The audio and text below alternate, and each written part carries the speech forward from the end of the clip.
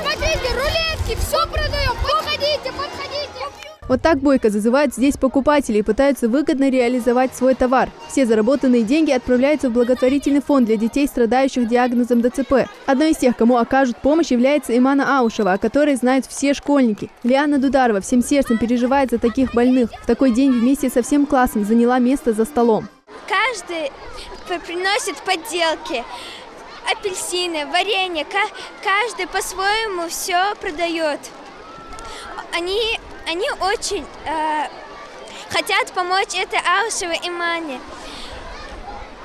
Пусть она выздоровеет поскорее. Сладости, овощи, соленья и даже поделки. На импровизированных прилавках можно найти все. Торговля идет. Покупатели хоть отбавляй. Благое дело объединяет. Каждый рад возможности помочь оказавшимся в трудной ситуации.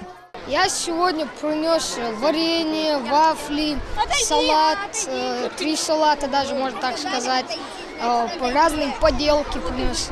Помогал выносить столы, помогал этим мероприятиям. Все деньги, которые мы соберем, мы отдадим на благотворительный ее фонд, чтобы она выздоровела.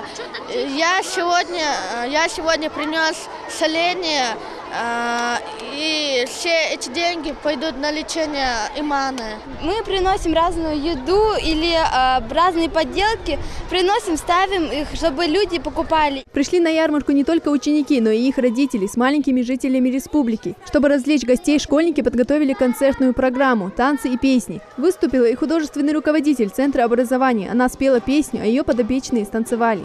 С каждой школы, мне кажется, каждое учреждение, каждый человек должен просто, если даже не устраивать определенные мероприятия, от себя знать, что есть люди, которые нуждаются, и помогать просто от себя, не показывать обществу или же на телевидении показывать все это, а просто от себя, от души сделать добро, помочь, чем смогут. Мне кажется, сегодня очень много народу приходили, помогли, я просто была удивлена.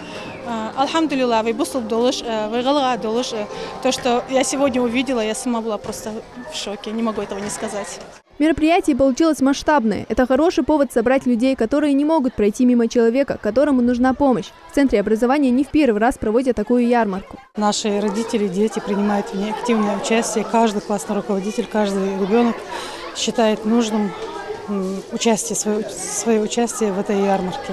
Кому-то сегодня удалось продать продукты, сладости и даже поделки. Однако многие пришедшие сюда просто опускали деньги в ящик-накопитель и уходили без лишних слов. Ведь мир не без добрых людей. И сегодняшнее мероприятие тому доказательство. Макка Дударова, Магомед Даскиев, Новости 24.